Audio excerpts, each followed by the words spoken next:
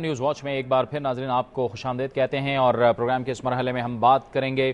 بھارتی army chief کے اس بیان کی جو انہوں نے 2 روز قبل پاکستان اور چین کے بارے میں دیا تھا۔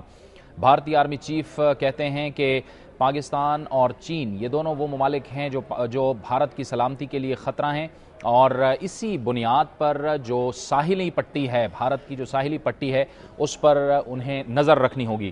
بھارتی آرمی چیف کا جو یہ بیان سامنے آیا ہے، اس کے جواب میں پاکستان کا شدید رد عمل سامنے آیا ہے، اور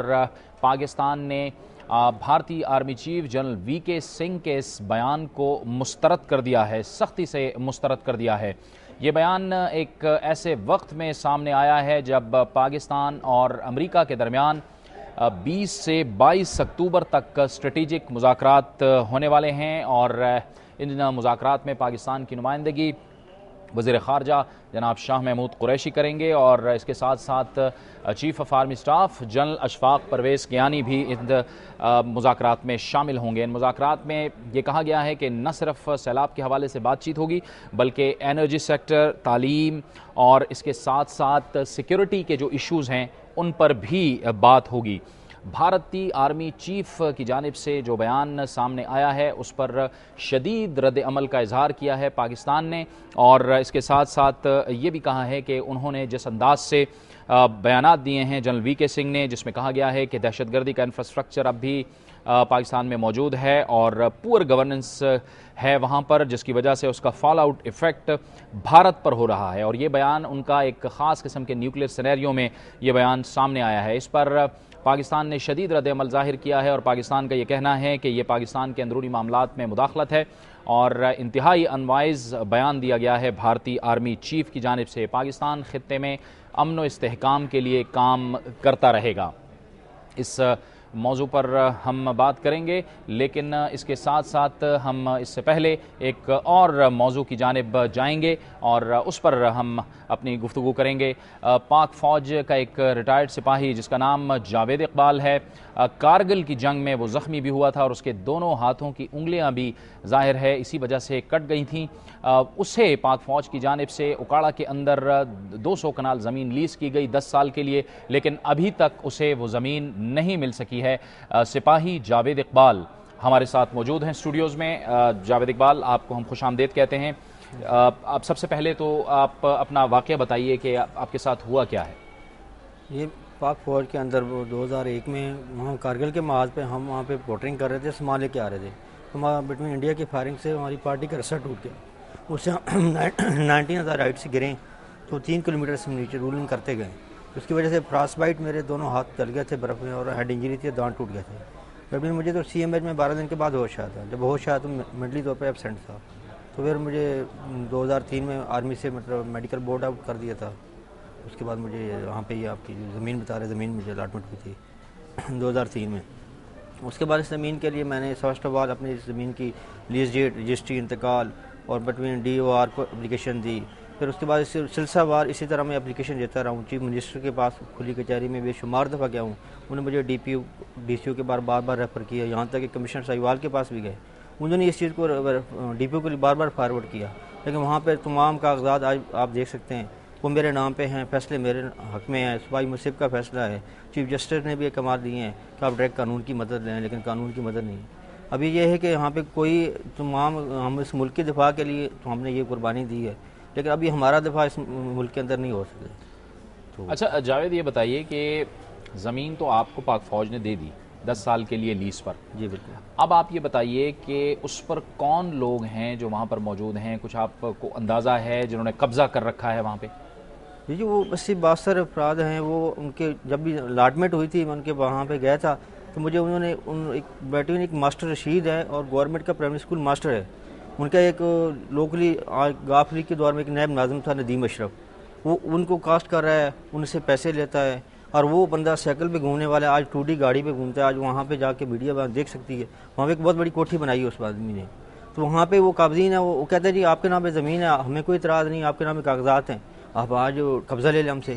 میں نے کہا جی میں تو وہ بنواشی طریقے سے قبضہ نہیں لوں گا،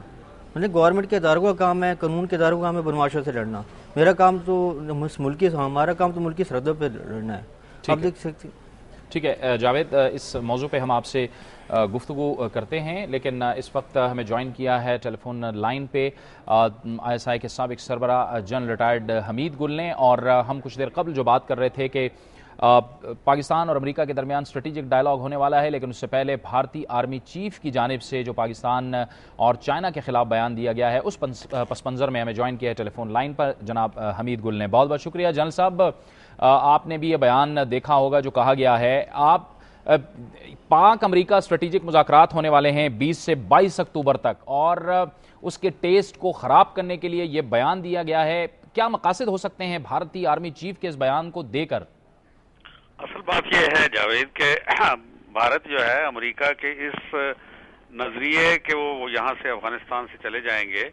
اور یہ بات بڑی واضح ہے، اب نہیں جائیں گے تو 2 سال بعد چلے جائیں گے، لیکن جانا تو انہوں نے ہے۔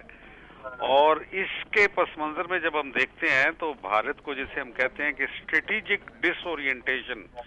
یعنی ان کا توازن جو ہے بگڑ گیا ہے، علاقے کا توازن جو ہے وہ اتنا زیادہ بگڑ جائے گا کہ بھارت کو سمجھ نہیں آ رہی کہ بوکھلاہٹ میں اب کیا کریں اس کے لیے، لہذا وہ امریکہ کو مجبور کرنے کی کوشش کر رہے ہیں۔ جو اسرائیلی لابیز ہیں اور بھارتی لابیز ہیں وہ اثر انداز ہونا چاہتی ہیں، جو اوباما نے ریویو کرنی ہے پالیسی افغانستان سے متعلق، خطے سے متعلق، تو اس ساری میں اپنا کردار وہ اب تلاش کرنے کی کوشش کر رہے ہیں۔ اور جب تک وہ امریکہ کو اور مغربی دنیا کو باور نہیں کراتے کہ ان 2 ممالک سے ان کو تھریٹ ہے، پاکستان سے تو کوئی تھریٹ سمجھتے نہیں زیادہ، لیکن وہ مغربی ممالک جو ہیں وہ ظاہر ہے کہ جو چائنا کی تھریٹ ہے اس کو زیادہ فوقیت دیں گے۔ تو بھارت اس وقت بوکھلاہٹ کے انداز میں اثر انداز ہونے کی کوشش کر رہا ہے ان مذاکرات کے اوپر۔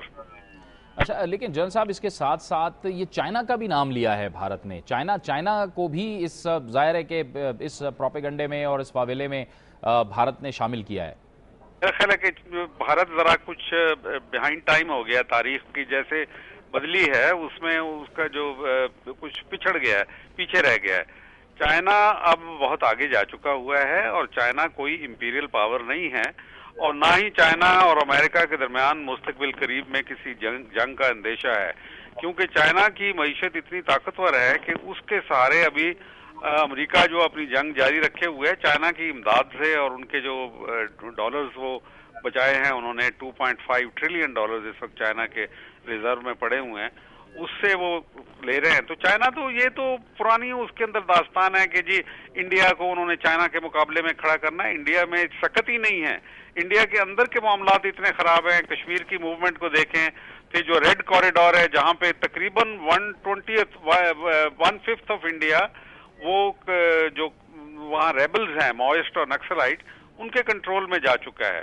تو یہ تو ساری باتیں ہیں، اس کو میرا خیال ہے ہمیں اس کی توجہ دینے کی ضرورت بھی نہیں اور جواب دینے کی بھی ضرورت نہیں۔ بہت بہت شکریہ جناب جنرل ریٹائرڈ حمید گل، ISI کے سابق سربراہ ہم سے گفتگو کر رہے تھے، اور ان کا یہ کہنا تھا کہ یہ ایک واویلا ہے بھارت کی جانب سے جس پر توجہ دینے کی قطعاً ضرورت نہیں ہے۔ وقت وہ چاہتا ہے ایک بریک کا، اور بریک کے بعد ہمارے اس پروگرام کا سلسلہ جاری رہے گا۔